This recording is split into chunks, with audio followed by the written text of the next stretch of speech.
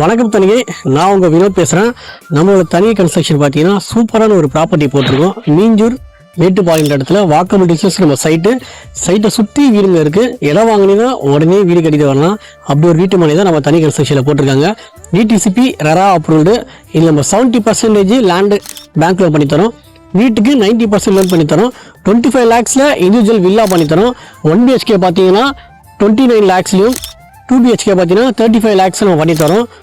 அருமையாக வீட்டு மனை பக்கத்திலே உங்களுக்கு சூப்பர் பெரிஃபரல் ரிங் ரோட், அதாவது 10 வழிச்சாலை பக்கத்தில் இருக்குது.